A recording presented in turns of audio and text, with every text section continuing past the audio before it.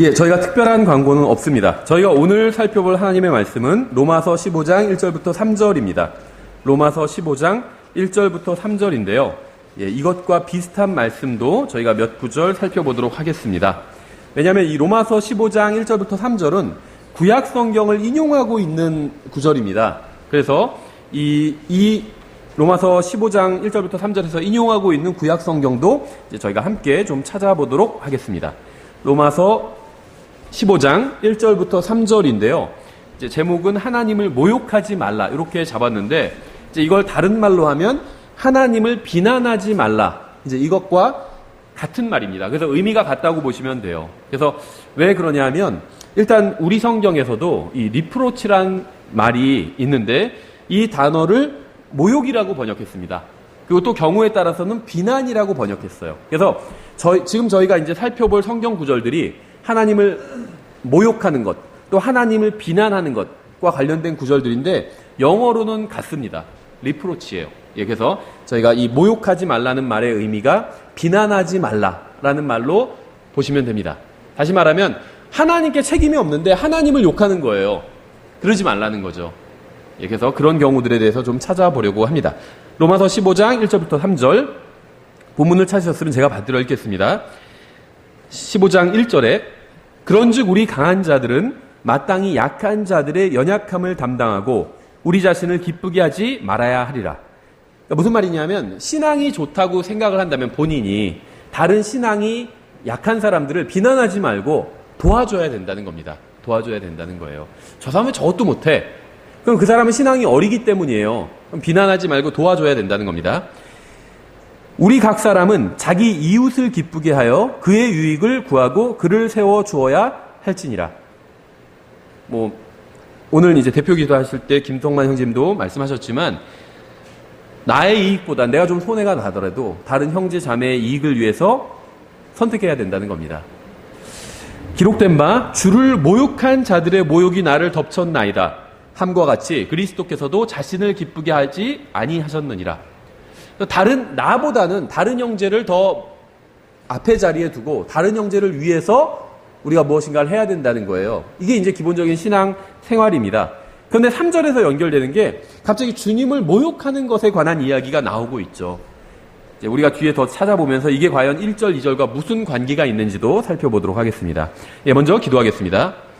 하나님 아버지, 주님께서 저희들에게 주신 모든 일로 인해서 감사드립니다. 주님께서는 저희가 받아야 될 벌을 내려주지 않으시고 저에게 너무나도 큰 은혜를 내려주셨습니다. 그러나 주님, 저희가 때로는 무지해서 또 때로는 완악해서 주님을 비난할 때도 있습니다. 주님, 저희가 이 시간 주님의 말씀을 통해서 이제 앞으로는 더 이상 주님을 비난하지 말고 또 주님을 모욕하지 않고 주님께 합당한 영광을 돌려드리는 삶을 살 수 있도록 도와주시기 원합니다. 예수님의 이름으로 기도드렸습니다. 아멘. 예, 여기서 모욕이라는 단어를 이제 집중적으로 살펴보도록 하겠습니다. 이 로마서 15장 본문은 이제 시편을 인용한 겁니다. 네, 시편 69편 9절을 인용한 것인데 이렇게 되어 있어요. 같은 내용이에요. 주의 집에 대한 열심이 나를 삼켰고 주를 모욕하는 자들의 모욕이 나를 덮쳤나이다. 이렇게 되어 있습니다. 여기서 이제 주는 아버지 하나님을 말하는 것이고 화자는 그리스도를 말하는 것이겠죠. 그래서 주의 집에 대한 열심이 나를 삼켰고 이 말씀은 복음서에서도 예수님께서 다시 인용을 하시잖아요. 마찬가지예요. 뒤에 있는 것도 마찬가지입니다. 주를 모욕하는 자들의 모욕이 나를 덮쳤나이다. 하나님을 비난하는 사람들이 예수님도 비난한다는 겁니다. 예수님께서 하나님을 대신해서 비난을 또 받으셨다는 겁니다. 예수님께서는 세상의 구원자로 오셨지만 인간으로부터 온갖 모욕을 당하셨습니다. 비난을 당하시고 욕을 한마디로 먹었다는 거예요. 모욕은 상대방이 잘못했다고 비방하는 것이죠. 그렇죠? 그러니까 우리나라 말로는 좀 차이가 있는지 모르겠는데 영어로는 같아요. 말씀드린 것처럼 모욕, 비방이 같은 단어입니다. 그렇죠? 인간은 타락하자마자 책임을 하나님께 돌리면서 하나님을 비방했습니다. 이건 하나님을 모욕한 거예요. 하나님은 전혀 잘못한 적이 없으신 분인데 하나님이 잘못했다고 욕하는 건 하나님을 모욕하는 거죠. 사람들은 그렇다는 거예요. 근데 인간이 하나님을 언제부터 모욕하기 시작했냐? 언제부터 비방하기 시작했냐? 바로 타락하자마자. 그러니까 첫 번째 사람부터 하나님을 비방하기 시작한 거예요. 최초의 인간인 아담은 하나님께서 주신 여자 때문에 자신이 죄를 짓게 됐다고 주장했습니다. 그렇죠? 인간인 아담과 이브가 죄를 짓자 하나님께서 아담과 이브를 찾아오셨잖아요. 그래서 아담에게 먼저 물으셨죠. 이게 어떻게 된 일이냐? 물으시니까 아담이 뭐라고 그랬죠? 자기가 잘못한 거잖아요. 물론 이제 아담은 자기 부인을 위해서 잘못한 거죠. 이브는 마귀에게 속았고 아담은 알면서도 이브를 위해서 자기 자신을 내준 거거든요. 근데 죄에 동참한 거예요. 의에 동참한 게 아니라 잘못한 겁니다. 그러니까 이브는 모르고 속았고 속는 건 당연히 모르고 속는 거죠. 이브는 모르고 당했고 아담은 알면서도 당한 겁니다.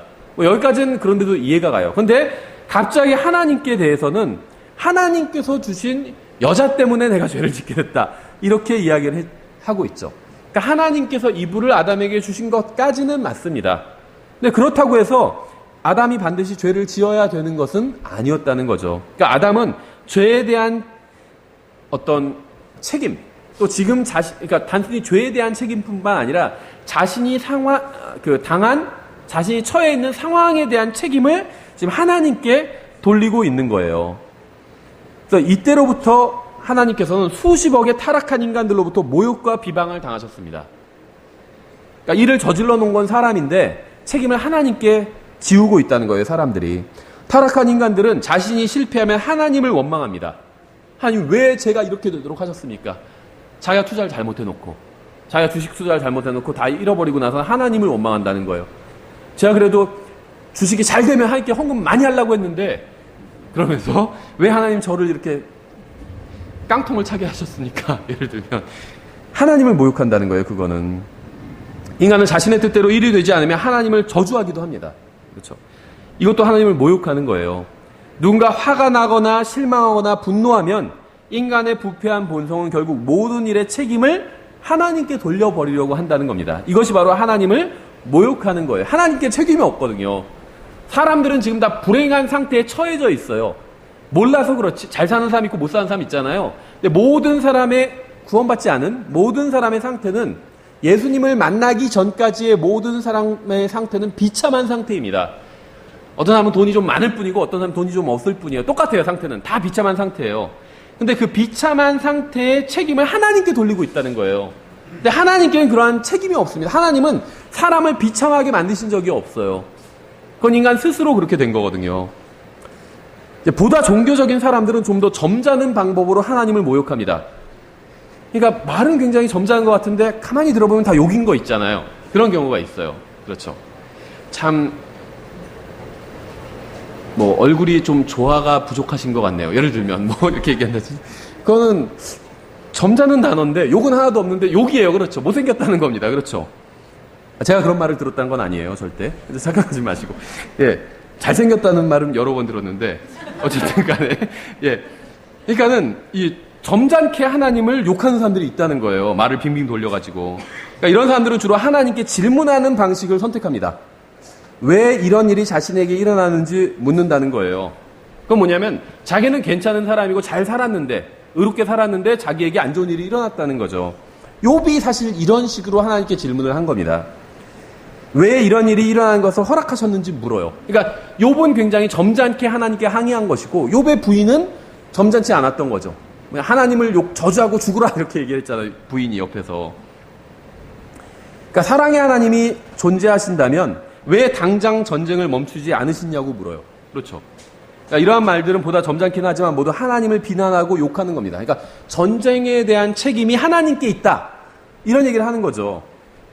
만약 하나님께서 사랑이 충만하다면 왜 어린아이들이 불의의 사고로 죽는 것입니까? 이렇게 괜히 철학적으로 보이는 이런 질문을 던지기도 하고, 만약 의로운 하나님께서 존재하신다면 왜 사악한 자들이 번영하는 겁니까? 그렇죠. 이런 식의 질문을 한다는 겁니다. 근데 이런 식의 질문이 사실은 하나님을 모욕하고 있는 거예요. 어린아이가 죽는 게 하나님 책임인가요? 하나님 책임이 아니에요. 전쟁이 일어나는 게 하나님 책임인가요? 하나님 책임이 아니라는 겁니다. 이 세상에서 일어나는 모든 잘못된 일들은 인간의 죄의 결과로 인해 일어난 겁니다. 그렇죠. 어린아이가 예를 들면 어떤 병에 걸려서 죽었어요. 아니면 불의의 사고로 죽었어요. 그럼 그 아이 책임은 아니죠. 그렇죠. 갑자기 차가 아이를 덮쳐버렸어요. 인도에 있는 아이를, 1살짜리 아이를. 그럼 그 아이 책임은 아닙니다. 그러면 그 운전한 사람의 잘못이잖아요. 그렇죠. 다른 사람의 책임이라는 거예요. 그러니까 인간이 당한 불행은 인간의 본인의 죄든 다른 사람의 죄든 인간의 죄의 그 원인이 있다는 겁니다. 하나님께 원인이 있는 게 아니에요. 하나님께서 누구에게 막 술 마시라고 하시고 그 사람이 음주운전을 하도록 유도하신 적이 하나님은 한 번도 없습니다. 전쟁도 마찬가지예요. 야고보서에 그렇게 나와 있죠. 전쟁의 원인이 인간의 욕심에 있다고 말씀하고 있어요. 성경은. 욕심 때문에 어떤 독재자의 욕심, 어떤 사람들의 욕심 때문에 전쟁이 일어나게 되는 겁니다. 하나님 때문에 전쟁이 일어나는 게 아니라는 거예요. 십자군 전쟁 같은 것도 마찬가지예요. 하나님 때문에 일어난 게 아니라 사악한 사람들의 욕심 때문에 땅을 차지하려고 전쟁이 일어난 겁니다. 굉장히 사악한 전쟁이었어요. 십자군 전쟁은. 하나님의 이름으로, 예수님의 이름으로 벌어진 극악무도한 사악한 전쟁이었습니다. 예수님의 이름으로 막 사람들 살해하고 강간하고 방화하고 별짓을 다 했어요. 성지를 탈환한다는 명목하에 굉장히 사악한 전쟁이었습니다. 어쨌든지 간에 인간의 부적절한 행위로 인해 생긴 일인데도 인간은 자신을 도와주시고 구원하시려는 하나님을 원망하고 비난하고 있는 겁니다. 그런데 이것처럼 어리석은 짓이 없어요. 사람이 비참한 상황에 처했을 때 그 사람을 진정으로 건져줄 수 있는 유일한 분은 하나님밖에 없어요. 그런데 오히려 하나님을 비난하고 있는 거예요. 하나님 왜 저를 이런 상황에 처하게 하셨습니까? 하나님은 그 사람을 그런 상황에 처하게 하신 적이 없어요. 그건 인간들끼리 잘못해서 사람이 그런 상황에 처한 것입니다. 근데 하나님을 비방해요. 그게 첫 번째 잘못이고, 두 번째 잘못은 하나님만이 유일하게 날 건져주실 수 있는데, 오히려 내가 악한 상황에 처해 있다면 그 원인은 하나님께 있지 않아요. 다만 하나님은 나를 그 상황으로부터 건져내실 수 있는 유일한 분인데 하나님을 비방하고 있다는 거죠. 굉장히 어리석은 짓을 하고 있는 것입니다. 그래서 인간은 자신이 저질러 놓은 일은 생각하지 않고 하나님을 원망하면서 하나님을 비난하는 경우가 굉장히 많이 있어요. 성경은 하나님께서 인간의 몸을 입고 이 세상에 오셨다고 말씀하고 있습니다. 그분이 바로 예수 그리스도죠. 말구유에 누였던 주님께서는 아무런 죄도 지은 적이 없는 채로 성장하셔서 인류에게 30세가 되셨을 때 이제 공생애를 시작하시면서 복음을 선포하셨죠. 예수님으로 인해 우리는 거룩하신 하나님이시고 구원자이시고 병든 자를 고쳐주시고 눈먼 자에게 시력을 주시고 저는 자를 걷게 하시고 나병한 자를 깨끗하게 하시고 또 죽은 자를 살리시는 분에게 인간이 어떤 불평과 불만과 비난과 비방과 모욕을 퍼붓는지 알 수 있게 되었습니다. 문장이 좀 긴데 무슨 말이냐 하면 사람은 하나님을 욕하고 비난해요. 그런데 사실 하나님께서 인간의 몸으로 오셔서 하신 일은 선한 일밖에 없었다는 겁니다. 고쳐주고 병든 자를, 죽은 자를 살려주고 배고프다니까는 빵과 생선을 주고 먹을 것을 주고 좋은 일만 해주셨어요. 그런데도 인간은 하나님을 비난하고 있다는 겁니다. 사람들은 인간의 몸으로 오신 하나님을 모욕했습니다. 죽이라고 소리쳤고 십자가에 못 박으라고 소리쳤어요. 시저 외에는 자신들에게 왕이 없다고 외쳤습니다. 또 예수님보다 바라바라는 강도를 원한다고 외쳤어요. 바라바가 낫다는 거예요. 살인자가 예수님보다. 이건 예수님을 모욕한 겁니다. 그렇죠. 성경 로마서 15장에서 주를 모욕한 자들의 모욕이 나를 덮쳤나이다 라고 말씀하고 있습니다. 인간이 하나님을 향해서 퍼부은 모든 모욕이 예수 그리스도를 덮쳤다는 거예요. 예수님께서 감당하셨다는 겁니다. 그것을. 주님께서는 하나님을 향한 모든 모욕을 자신이 감당하시겠다고 나서신 것입니다. 실로 예수님께서는 하나님을 향한 모든 모욕을 친히 감당하셨습니다. 하나님을 향한 모든 비난을 친히 감당하신 거예요. 하나님을 향한 모든 비평을 감당하신 겁니다. 그리고 그러한 비평과 비난이 전혀 사실에 근거한 것이 아님을 십자가를 통해서 입증해 주셨습니다. 무슨 말이냐면 예수님께서는 십자가 위에서 인간의 근본적인 문제를 친히 해결해 주심으로 하나님을 향한 인간의 모든 불만의 원인을 제거해 주셨어요. 예수님께서는 십자가를 통해서 인간의 불행에 대한 책임이 하나님께 있지 않음을 보여주셨습니다. 그러니까 누구든지 원하면 영원한 생명을 받고 영원히 행복하게 살 수 있는 길을 열어주셨다는 거예요. 그러니까 십자가가요, 이 세상에서의 일시적인 이 세상의 문제를 해결해 주지는 않습니다. 근데 영원한 문제를 해결해 준다는 거예요. 영원히. 이 세상에서의 70년, 80년의 문제를 해결해 주지 않을 수도 있다는 거예요. 하지만 영원한 문제는 해결해 준다는 겁니다. 예수님의 십자가를 받아들인다고 해서 이 세상에서 잘 먹고 잘 살게 되는 것은 아니라는 겁니다. 성경은 그런 약속을 하신 적이 없어요. 하지만 영원히 하나님과 함께 행복하게 살 수는 있다는 거예요. 그게 예수님의 십자가라는 겁니다. 그러니까 누구든지 원하면 영원한 생명을 받고 영원히 행복하게 하나님과 살 수 있는 길을 십자가를 통해서 열어주셨다는 겁니다. 따라서 이제는 누구도 더 이상 하나님을 원망하거나 비방하거나 비난하거나 욕하거나 모욕할 필요가 전혀 없어졌다는 거예요. 사람들이 자기에게 안 좋은 일이 생기면 하나님을 원망하잖아요. 믿는 사람이든 믿지 않는 사람이든 다 하나님을 원망하거든요. 안 좋은 일이 생기면. 그런데 예수님께서 십자가 위에서 우리의 죄값을 치러주심으로 우리는 영원히, 그러니까 우리가 짧은 기간 동안은 70년, 80년 동안은 좀 불행하게 살 수도 있지만 예수님의 십자가를 통해서 영원히 행복하게 살 수 있는 길이 열렸다는 거예요. 그래서 인간의 근본적인 문제가 해결되었다는 겁니다. 그래서 이제 하나님을 원망할 필요가 없다는 겁니다. 하나님께서는 인간을 불행하게 하시는 분이 아니라 인간에게 영원한 행복을 주시는 분입니다. 그러니까 하나님을 원망하는 것, 비난하는 것은 정당하지 못한 일이라는 거예요. 인간이 불행한 이유는 하나님 때문이 아니라 자기 자신 때문이라는 거예요. 아니면 다른 사람 때문이라는 겁니다. 죄 때문에 불행한 거예요. 죄 때문에. 근데 하나님께서는 오히려 인간에게 그런 죄를 지은 인간이 구원받고 영원히 행복하게 살 수 있는 길을 열어주셨어요. 그러니까 하나님은 인간에게 행복을 주시는 분입니다. 그렇죠. 하나님께서 원하시는 사람들에게 영원한 생명을 주시고 주님께서는 구원해 주셨습니다. 따라서 누구도 하나님을 원망하거나 비난할 수 없고 그럴 필요도 없다는 겁니다. 예수님께서는 하나님을 향한 모욕을 친히 담당하셨어요. 모든 저주와 질문과 의심과 비판과 비난을 담당하셨습니다. 십자가에 못 박히심으로 이러한 모든 것들을 처리하셨습니다. 하나님이 자신을 미워한다고 생각하고 하나님 때문에 자신이 불행해졌다고 생각하는 사람들에게 그들의 생각이 잘못되었다는 사실을 십자가를 통해서 선포하신 거예요. 그러니까 십자가를 통해서 하나님께서 보여주신 건 무엇이냐면 하나님께서는 인간을 얼마나 사랑하시는지를 보여주신 거예요. 인간을 대신해서 죄 문제를 해결해 주셨잖아요. 그러니까 하나님께서 십자가를 통해서 우리에게 하시고 싶으셨던 말씀은 무엇이냐면 하나님께서는 지금 우리를 미워하시는 것이 아니라 사랑하신다는 걸 보여주신 겁니다. 그렇죠. 그래서 요한복음 3장 16절의 내용이 그거잖아요. 하나님께서 세상을 이처럼 사랑하사 자신의 독생자를 보내주셨잖아요. 십자가에 달려 죽게 하신 거거든요.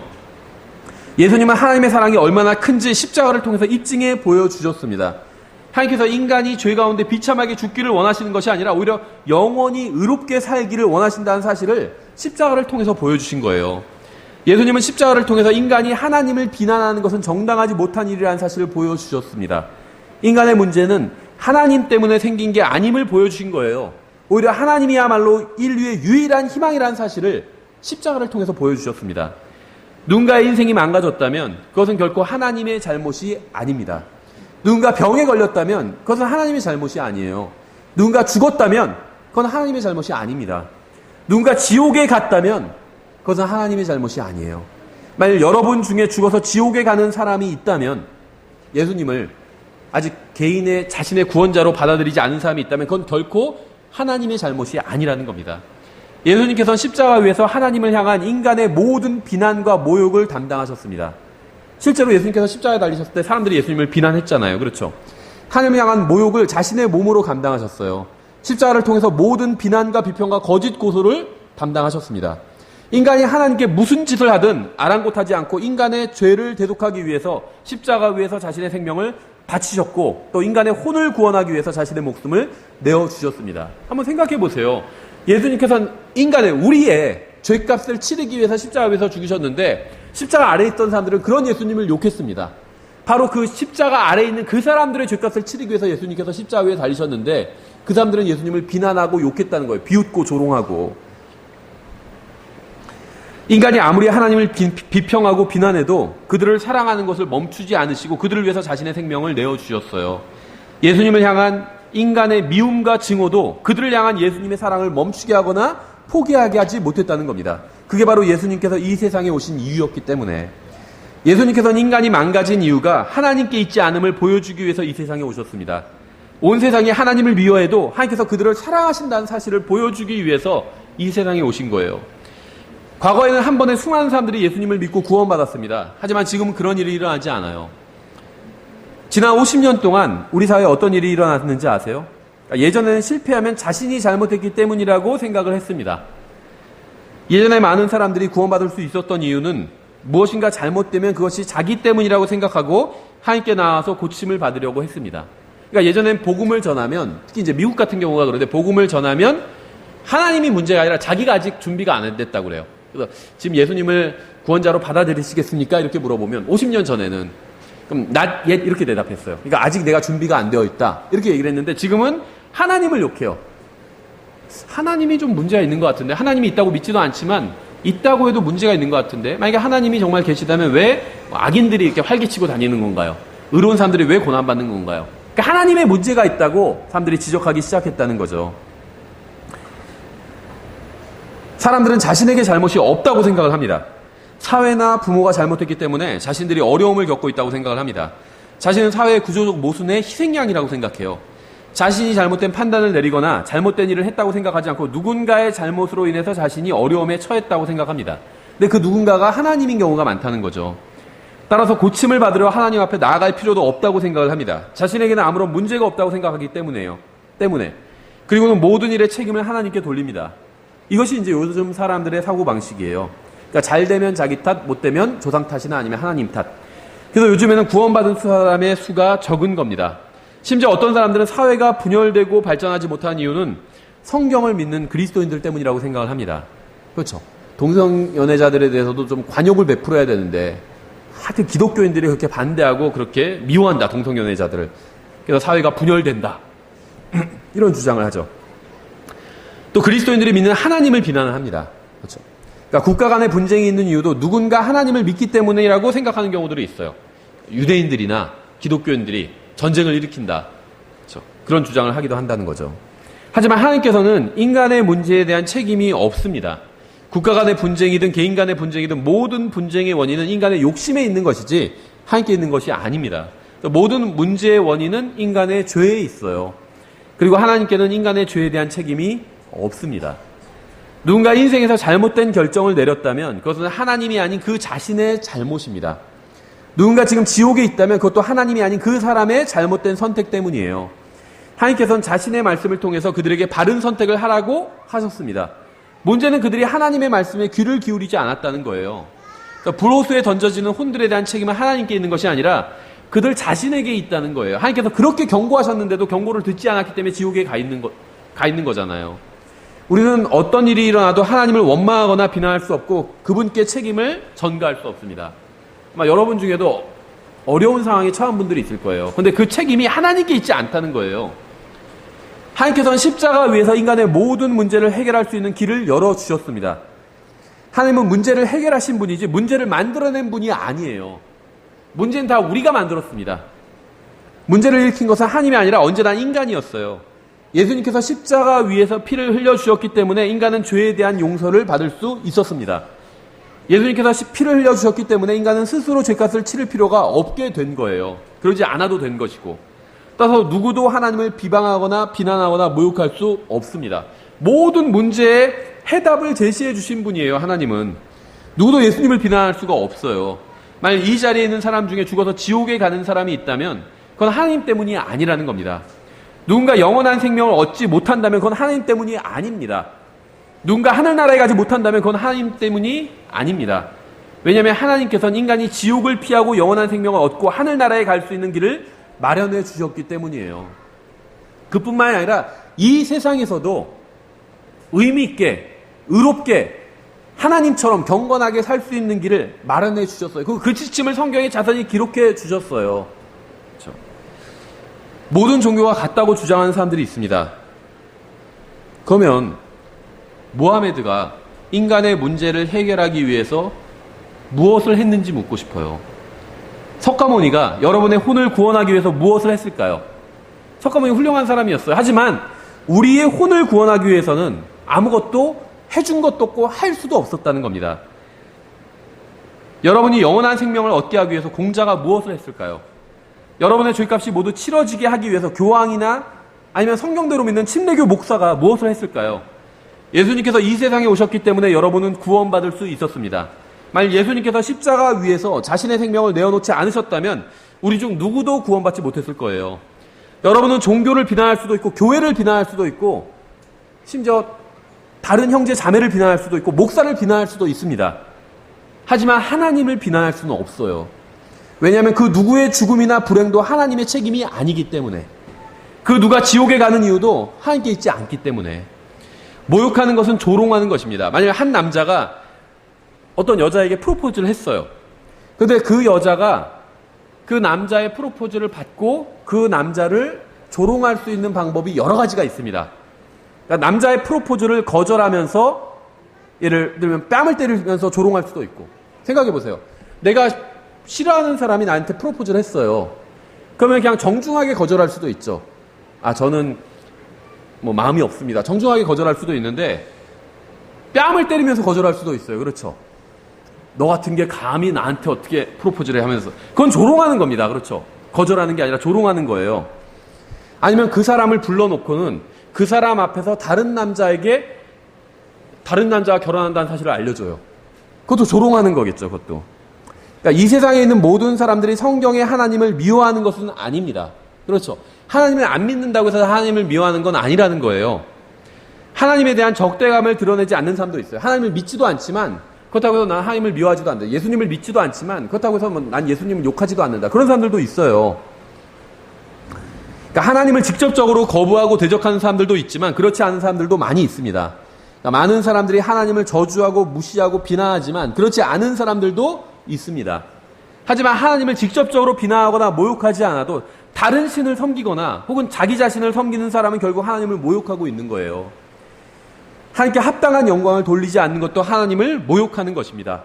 하나님께 합당한 감사를 드리지 않는 것도 하나님을 모욕하는 거예요. 생각해 보세요. 제가 어려운 상황에 처해 있는데 누가 저에게 3천만 원을 꺼줬어요. 그럼 그 사람은 저에게 큰 은혜를 베풀어 준 거죠. 근데 제가 그 사람에게 감사하다고 말도 안 해요. 뭐 고맙긴, 그래 고마워, 뭐 그래 너 수고했네 고마워 이러고 지나가요.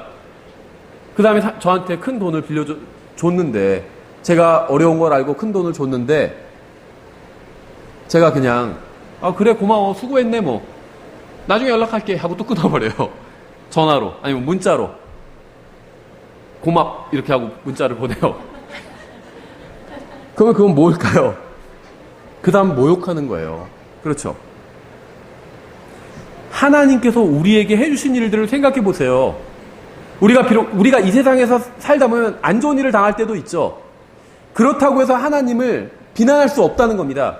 주님께서 우리에게 해주신 일을 생각한다면, 우리가 정말 성경을 믿는다면, 정말 예수님을 믿는다면 우리에게 엄청난 일을 해주신 거예요. 단순히 예수님을 믿는다는 그 이유 하나만으로 영원한 생명을 주셨잖아요. 영원히 하나님과 함께 행복하게 살게 해주셨잖아요. 하나님의 아들이 되게 해주셨고 예수님의 신부가 되게 해주셨어요. 생각해 보세요. 상대방이 아주 마음에 들어야 예를 들면 자기 뭐 사위를 삼든지 아니면 며느리를 삼든지 그렇잖아요. 그렇죠? 우리를 며느리 삼아 주신 거예요. 가진 것도 없고 아무것도 없는데 그야말로 모든 것을 가진 분이 우리를 며느리, 신부, 예수 그리스도의 신부로 삼아 주셨잖아요. 엄청나게 큰 혜택을 주신 거예요. 근데 우리는 정말 그분께 감사하고 있나요? 감사하고 있지 않다면 모욕하고 있는 거예요. 제가 말씀드린 것처럼 3천만 원을 준 사람한테 내가 준 돈이 많이 도움이 되었니? 그 사람이 이렇게 문자가 오니까 동그라미 2개. 이렇게 문자 친 거나 마찬가지예요. 그럼 모욕하는 겁니다. 그렇죠. 하나님께 합당한 감사를 드리지 않는 것도 하나님을 모욕하는 겁니다. 하나님께 합당한 찬양을 드리지 않는 것도 하나님을 모욕하는 거예요. 예수님께서 십자가 위에서 우리를 위해서 해주신 일을 무시하는 것도 하나님을 모욕하는 겁니다. 예수님을 사랑하지 않는 것도 하나님을 모욕하는 거예요. 예수님을 사랑하기는 하지만 가장 사랑하지 않는 것도 하나님을 모욕하는 겁니다. 예수님을 첫째 자리에 두지 않는 것도 하나님을 모욕하는 거예요. 예수님을 중요한 분이라고 생각하긴 하지만 가장 중요한 분으로 여기지 않는 것도 하나님을 모독하는 겁니다. 예수님을 존중하지 않는 것도 하나님을 모욕하는 거예요. 예수님의 사랑에 사랑으로 보답하지 않는 것도 하나님을 모욕하는 겁니다. 예수님을 위해서 살지 않는 것도 하나님을 모욕하는 거예요. 왜냐하면 하나님께서 우리에게 엄청나게 큰 은혜를 베풀어 주셨기 때문에. 예수님께서는 사람들이 어떻게 생각하건 상관하지 않고 십자가 위에서 우리를 위해서 죽어주셨습니다. 사람들이 무엇이라고 하건 상관하지 않고 십자가 위에서 죽으셨어요. 사람들이 어떤 비난을 하건 상관하지 않고 십자가 위에서 죽으셨습니다. 사람들이 자신을 얼마나 거부하고 미워하든 상관하지 않고 십자가 위에서 죽으셨습니다. 왜냐하면 예수님께서는 사람들을, 저와 여러분을 사랑하셨기 때문이에요. 그리고 자신의 사랑을 십자가 위에서 입증해 보여주셨습니다. 우리도 이게 필요하다는 거예요. 말로만 사랑하신 것이 아니라는 겁니다. 우리가 어려움에 처해 있는데 하늘에서 그냥 난 너희를 사랑한단다 이렇게 말로만 사랑하신 것이 아니라는 거예요. 실제로 내려와서 팔을 걷어붙이고 우리가 당해야 될 그 위험을 다 무릅쓰고 우리가 받아야 될 벌을 대신 받아주셨다는 거예요. 이게 입증한 겁니다. 이게 입증한 거예요. 하나님에 대한 모든 비난을 자신의 몸으로 감당하시고 하나님의 사랑을 십자가 위에서 보여주셨습니다. 하나님의 사랑이 얼마나 크고 얼마나 위대한지 보여주신 거예요. 하나님의 은혜가 얼마나 넓은지를 보여주신 겁니다. 여러분이 만약에 여러분이 처한 어려움으로, 현재 처한 어려움으로 인해서 하나님이 나를 사랑하시는 것 같지 않다 이런 생각이 드신다면 십자가를 다시 바라보셔야 됩니다. 다시 십자가 앞으로 나아가셔야 돼요. 그러면 하나님께서 나를 얼마나 사랑하셨는지 리마인드를 할 수가 있게 되는 겁니다. 시편 22편을 보시면 시편은 예수님께서 인간의 몸으로 오시기 1000년 전에 기록된 거죠. 시편 22편 1절에 이렇게 되어 있습니다.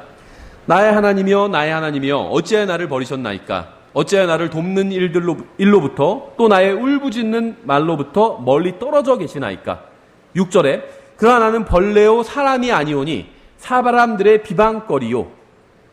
모욕이란 말과 같은 말이에요. 영어 단어는 백성의 멸시거리니이다. 나를 보는 모든 자들이 나를 비웃으며 입술을 내밀고 머리를 흔들며 말하기를 그가 주를 신뢰하여 그분께서 자기를 건지실 줄로 믿었도다. 그분께서 그를 기뻐하셨으니 그를 건지시리로다. 하나 십자가에 못 박아놓고 하나님께서 저 사람 정말 기뻐하신다면 메시아가 맞다면 구원해 주시겠지. 하나님을 비방하고 있는 겁니다. 비웃고 있는 거예요. 예수님을. 이건 갈보리를 예언한 시편이죠. 예수님께서 십자가에 달리셨을 때 사람들은 머리를 흔들면서 주님을 조롱했습니다. 주님을 모욕하면서 십자가에서 내려오라고 했습니다. 주님께서 왜 인간의 모욕과 조롱을 참으시면서 십자가 위에 계셨는지에 관해서 로마서 15장은 답하고 있어요. 그리스도께서는 자신을 기쁘게 하지 않으셨기 때문에 십자가의 조롱을 참으신 겁니다. 주님께서는 강한 자로서 약한 자의 연약함을 담당하신 거예요. 예수님께서 왜 모든 모욕과 멸시를 참으시면서 십자가 위에 계셨는지 아세요? 여러분이 자신을 구원할 수 없기 때문입니다. 여러분이 자신의 죄값을 스스로 치를 수 없기 때문이에요. 여러분이 지옥으로부터 자신의 혼을 스스로 건져낼 수 없기 때문입니다. 그래서 강한 분이신 예수님께서는 약한 자들인 여러분과 저를 대신해서 십자가 위에 달리신 거예요. 성경은 예수님께서 십자가의 수치를 견뎌내셨다고 말씀하고 있습니다. 예수님께서 누구를 위해서 십자가의 수치를 견뎌내신지 아세요? 여러분과 저를 위해서 십자가의 수치를 견뎌내신 거예요. 사람들은 하나님의 사랑의 하나님이 존재한다면 정말 하나님이 성경이 말씀하시는 것처럼 사랑이 많은 분이라면 왜 많은 사람들이 불행하게 사느냐고 묻습니다. 지금 행복한 사람보단 불행한 사람이 훨씬 더 많이 있잖아요. 잘 사는 나라건 못 사는 나라건 상관없이 행복한 사람보단 불행한 사람이 훨씬 더 많이 있거든. 내가 불행하다고 생각하는 사람들이 훨씬 더 많이 있어요. 예수님께서 이렇게 말씀하고 있죠. 수고하고 무거운 짐 진 모든 자들아 너희는 내게로 오라 내가 너에게 안식을 주리라. 또 이렇게 말씀하셨어요. 내게 오는 자는 내가 결코 내쫓지 아니하리라. 예수님께서는 십자가 위에 달려서 우리의 죄값을 치러주셨습니다. 예수님께서는 십자가 위에서 여러분의 죄와 여러분의 이웃의 죄를 포함한 이 세상 모든 사람들의 죄값을 치러주셨어요. 예수님께서 십자가 위에서 모든 모욕과 수치를 견뎌내신 것은 자신의 기쁨이 아니라 여러분의 유익, 우리의 유익과 기쁨을 위해서였다는 것입니다. 시편 109편을 보면 여기서 이제 가롯 유다의 배반에 대해서 예언을 하고 있습니다. 109편 좀 긴데 19절부터 28절까지 제가 빠르게 읽어보겠습니다. 19절에 그것이 그에게는 그를 덮는 옷 같고 계속해서 그가 띠는 띠 같게 하소서. 이것이 내 대적들과 내 혼을 비방하는 자들이 주께 받는 보응이 되게 하소서. 그러나 오 하나님 곧 주여 주께서 주의 이름을 위하여 나를 위해 행하소서. 주의 긍휼이 선하시오니 주께서 나를 건지소서. 나는 가난하고 궁핍하며 내 마음은 내 속에서 상처를 입었나이다. 나는 기우는 그림자같이 지나가며 또 메뚜기같이 위아래로 까불려지고 내 무릎은 금식으로 인해 쇠약하며 내 살은 기름기가 없나이다. 나는 또 그들에게 비방거리가 되었사오니 이것도 이제 모욕과 같은 단어입니다. 리프로치. 그들이 나를 보고 자기 머리를 흔들었나이다. 오 주 나의 하나님이여 나를 도우소서. 오 주의 긍휼에 따라 나를 구원하소서. 그래야 이것이 주의 손인 줄을 그들이 알게 하소서. 주께서 그것을 행하셨나이다. 그들이 저주할지라도 주께서는 복을 주소서. 그들이 일어설 때 부끄러움을 당하게 하시되 주의 종은 기뻐하게 하소서. 지금 이 화자는 예수 그리스도예요. 그러니까 예언적으로는 예수 그리스도입니다. 사람들이 저주할지라도 주님께서는 복을 달라는 거예요. 이게 예수님의 기도였어요. 사람들이 하나님을 저주하고 욕하고 비방할지라도 사람들에게 복을 주라는 겁니다. 예수님께서 왜 십자가에 달리셨을까요? 왜 금식하시고 시험을 당하시고 매를 맞으시고 피를 흘리셨을까요? 타락한 인간을 위해서였어요. 왜 침뱉음을 당하셨을까요? 타락한 인간을 위해서였습니다. 왜 고난을 받으시고 죽으셨을까요? 타락한 인간을 위해서였어요. 왜 하나님께서는 예수님을 버리셨을까요? 그러니까 예수님께서 십자가 위에서 나의 하나님이여 나의 하나님이여 어찌하여 나를 버리셨나이까 이렇게 말씀하셨는데 이건 그냥 하신 말씀이 아니라 실제로 하나님 아버지께서 예수 그리스도를 버리신 것이거든요. 그 순간에. 왜냐하면 그 순간에 예수님은 우리를 위해서 죄가 되셨거든요. 그래서 하나님 아버지께서는 예수님을 그 순간에 버리셨습니다. 타락한 인간을 대신해서 예수님께서 벌을 받으신 거예요. 인간의 불행이 하나님 때문이었다 해도 하나님을 비난할 수가 없습니다. 왜냐하면 하나님께서는 십자가 위에서 자신의 생명을 내어놓으심으로 인간이 영원히 행복하게 살 수 있는 길을 마련해 주셨기 때문에. 하지만 인간의 불행은 하나님 때문이 아니었습니다. 그런데도 하나님께서는 인간을 위해서 자신의 생명을 내어놓으셨어요. 우리가 사람들이 비참한 이유가 하나님 때문이 아니라는 거예요. 그럼에도 불구하고 하나님께서는 자신을 희생하셨다는 겁니다. 예수님께서 인간을 대신해서 하나님의 진노를 받으셨어요. 그래서 이제 누구도 하나님을 비난할 필요가 없어졌습니다. 하나님을 비난하는 것은 어리석은 일이에요.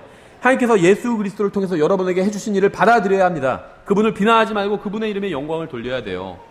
예수님은 죽기 위해서 이 세상에 오셨습니다. 예수님께서 종교를 하나 만들기 위해서 이 세상에 오지 않으셨어요. 사람들이 율법을 잘 지키는지 보려고 오시지도 않았습니다. 예수님께서는 아담이 타락한 이후에 지은 인간의 모든 죄에 대한 값을 치르러 이 세상에 오셨습니다. 그래서 타락한 인간을 향한 하나님의 큰 사랑을 입증해 보여주기 위해서 이 세상에 오셨어요. 사람들이 그렇게 큰 죄를 지었지만 십자가에 달려 죽어야 되고 영원히 고통받아야 될 만큼 끔찍한 죄를 지었지만 그 죄 문제를 하나님인 내가 직접 해결해 주겠다. 그럼에도 불구하고 나는 너희를 위해서 나의 생명을 내어줄 만큼 너희를 사랑한다는 걸, 우리를 사랑한다는 걸 보여주기 위해서 이 세상에 오셨다는 거예요.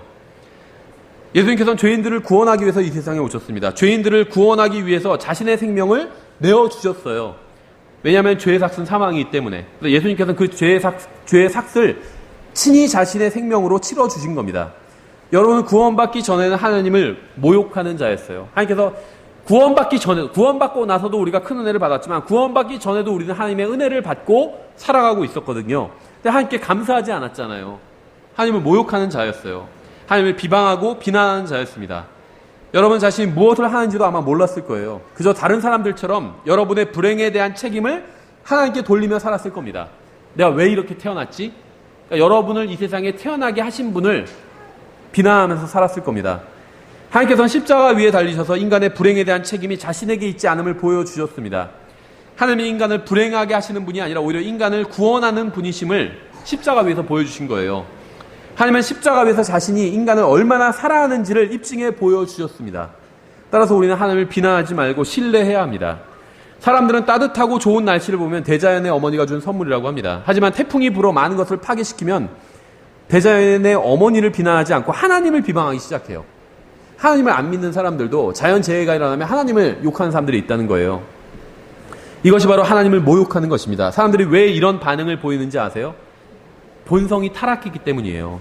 그래서 거룩하신 하나님을 용납하지 못하고 오히려 모든 책임을 그분께 돌리려고 한다는 겁니다. 근데 문제는 구원받은 사람 안에도, 거듭난 사람 안에도 이 타락한 본성이 몸이 변화되기 전까지는 그대로 있다는 겁니다. 육신을 벗어버리기 전까지는 타락한 본성이 그대로 있다는 거예요. 그러니까 이 육신, 플래시라는 이 육신이란 말은 바디, 몸이란 말과는 좀 다르다고 말씀드렸죠. 그러니까 바디 플러스 이 타락한 본성, sin, 이게 플래시입니다. 육신입니다. 그러니까 몸과 타락한 본성이 들러붙은 것이 바로 육신이에요. 육신. 그래서 성경은 이 육신에 대해서 부정적으로 사용하고 있죠. 표현을. 성경에 의하면 모든 창조물이 예수 그리스도께서 다시 오시기를 간절하게 기다리고 있습니다. 모든 창조물은 인간의 불행에 대한 원인이 예수님께 있지 않고 인간에게 있다는 사실을 잘 알고 있어요. 인간만 모르고 있는 거예요. 예수님께서는 인간의 불행에 대한 책임이 자신에게 있지 않음을 잘 아셨지만 인간을 위해서 모든 책임을 지고 죽어주셨습니다. 자신이 지불하지 않아도 되는 값을 인간을 위해서, 우리를 위해서 치러주신 거예요. 여러분 중엔 인생의 어리석음으로 인해서 고통받고 있는 분이 있을 겁니다. 그러니까 잘못된 선택을 해서 과거에 과거에 미래를 제대로 준비하지 못해서 고통당하는 분도 있을 거예요, 현재. 아니면 건강관리를 잘 못해서 건강이 악화된 분들도 있을 겁니다. 하나님 책임은 아니라는 거죠. 그렇죠. 자신에게 왜 이런 비극이 닥쳤는지 의아하게 생각하는 분도 있을 거예요. 저는 지금 이 순간 여러분에게 매우 정말 중요한 사실을 말씀드리고 싶습니다. 여러분의 불행에 대한 책임은 하나님께 있지 않다는 거예요. 십자가를 바라보십시오. 여러분이 구원받았다면 하나님은 여러분의 원수가 아닙니다. 하나님은 여러분을 불행하게 만드시는 분이 아니에요. 예수님께서는 여러분에게 상처를 주기 위해서 이 세상에 오지 않으셨습니다. 하나님께서는 단 한 번도 여러분에게 해로운 일을 하신 적이 없습니다. 예수님은 여러분의 구원자시고 여러분의 친구시고 여러분의 유일한 희망입니다. 이걸 깨달아야 돼요. 구원받았든 구원받지 못했든 이 사실을 알아야 됩니다. 예수님은 여러분의 유일한 희망이에요. 그분께 붙어 있어야 돼요. 이 세상에서 좀 안 좋은 일이 일어났다고 해서 그분을 비난하면 안 된다는 겁니다. 그건 상황을 더 악화시키는 거예요. 문제는 우리가 만들었지만, 인간이 만들었지만, 내가 만들었거나 아니면 내 주변에 있는 악한 사람이 만든 거죠. 그렇죠? 예를 들면 내가 돈 관리를 잘 못해서 일 열심히 하지 않아서 지금 돈이 없어요. 그럼 그 문제는, 그래서 예를 들면 먹을 걸 살 수도 없어요. 그럼 그 일에 대한 책임은 내가 굶어 죽는다면 저에게 있는 거죠. 제가 열심히 일을 했는데 누가 저에게 사기를 쳐서 제가 돈을 다 잃어버렸어요. 그래서 돈이 없어요. 또 굶어 죽게 생겼어요. 그러면 그 일에 대한 책임은 저에게 사기친 사람에게 책임이 있는 거죠. 하나님께 있는 건 아니라는 거예요. 하나님을 비방하면 안 된다는 겁니다. 하나님을 원망하면 안 된다는 거예요. 오히려 그런 때일수록, 내가 더 어려운 상황에 처한 때일수록 하나님을 비방하는 거나 원망하지 말고 하나님께 더 가까이 나아가야 됩니다. 그렇죠? 그게 살 수 있는 길이에요. 우리의 유일한 희망이에요. 구원받았든 구원받지 않았든 예수님은 모든 사람의 유일한 희망입니다. 하나님을 비난하거나 모욕하지 말고 그분 앞으로 나아오십시오. 예수님의 십자가 공로로 인해서 주시는 하나님의 은혜가 여러분의 인생에 충만해질 수가 있어요. 비록 이 세상에서는 좀 어렵게 살게 될지 모르지만 하나님께 나온다면, 예수님의 십자가 앞으로 나와서 예수님을 붙들면서 산다면 실망하지 않을 인생을 살 수 있다는 겁니다. 요약해서 말씀드리면, 우리가 처한 어려운 상황의 원인은 하나님께 있지 않다는 거예요. 또 우리가 어려운 상황에 처해 있다고 해서 하나님께서 우리를 미워하신다는 게 아니라는 겁니다. 여러분 중엔 지금 어려운 상황에 경제적으로, 건강상으로, 아니면 가정적으로, 정신적으로 어려운 상황에 처한 분들이 있을 겁니다. 어려움이 없는 사람은 없어요. 근데 그 어려운 상황에 처했다는 그 이유로 인해서 하나님께서 나를 미워하신다, 아니면 최소한 하나님께서 나를 사랑하지 않으신다, 이렇게 생각하지 말라는 거예요.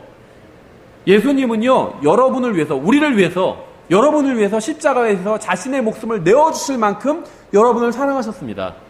여러분을 미워하지 않으신다는 거예요. 특히 여러분이 구원받아서 하나님의 자녀가 되었다면 여러분을 향한 예수님의 감정은, 여러분을 향한 하나님의 감정은 온전히 사랑이라는 겁니다. 미움이나 징후나 저주가 전혀 없다는 거예요. 그렇죠? 또 여러분이 안심할 수 있다는 겁니다. 비록 이 세상에서 내가 좀 안 좋은 일을 당한다 할지라도 하나님을 원망하거나 하나님께서 나를 미워하시는 게 아닌가 낙심할 필요는 없다는 거예요. 대학에 떨어졌다고 해서 하나님께서 나를 미워하시나 보다 이렇게 생각할 필요가 없다는 겁니다. 하나님께서는요, 인류대학보다 훨씬 더 좋은 것을 영원히 여러분이 누릴 수 있도록 마련해 주셨어요. 자기 자신의 생명을 희생해 가면서까지 여러분을 위해서, 다른 사람을 위해서 죽으신 것이 아니라 십자가에서 예수님께서 죽으신 건 여러분 개인을 위해서 죽으신 거예요. 여러분을 사랑하신다는 겁니다. 여러분이 처한 상황으로 인해서 하나님께서 나를 혹시 미워하시는 게 아닌가, 사랑하지 않으시는 게 아닌가, 이렇게 생각하지 마시라는 겁니다. 그건 마귀가 주는 생각이에요. 여러분이 구원받은 하나님의 자녀가 되었다면 하나님은 여러분을 온전히 진심으로 사랑하고 계십니다. 여러분이 하나님을 만나게 되면 제 말이 사실이라는 것을 확인할 수 있으실 겁니다. 예, 오늘 여기까지 살펴보겠습니다. 저희 잠깐 기도하고 찬송하고 마치겠습니다. 기도하겠습니다. 하나님 아버지, 주님께서 저희들에게 베풀어 주신 사랑으로 인해서 감사드립니다. 주님, 이 시간 주님께 간구하오니 주님께서 저희들을 얼마나 사랑하시는지 여기에 모인 또 이 말씀을 듣는 모든 형제 자매님들이 깨달아 알 수 있도록 도와주시기 원합니다. 혹시 이 설교를 듣는 사람 가운데 아직 구원받지 못한 사람이 있다면 예수님께서 십자가 위에서 그 사람을 위해서 얼마나 큰 사랑을 보여주셨는지를 그 사람도 깨달아 알 수 있도록 지금 그 사람의 마음 속에서 역사해 주시기 원합니다. 주님, 저희가 정말 주님의 사랑에 보답하는 인생을 살기 원합니다. 저희 자신만을 위해서 사는 것이 아니라 정말 주님께서 저희들에게 얼마나 큰 사랑을 보여주셨는지를 깨닫고 그 사랑에 보답하는, 그 사람에게 화합하는 맞는 그러한 삶을 살 수 있도록 저희를 도와주시기 원합니다. 감사드리며 예수님의 이름으로 기도드렸습니다. 아멘. 다 같이 일어나셔서 찬송가 912장 주님께 찬양 드리고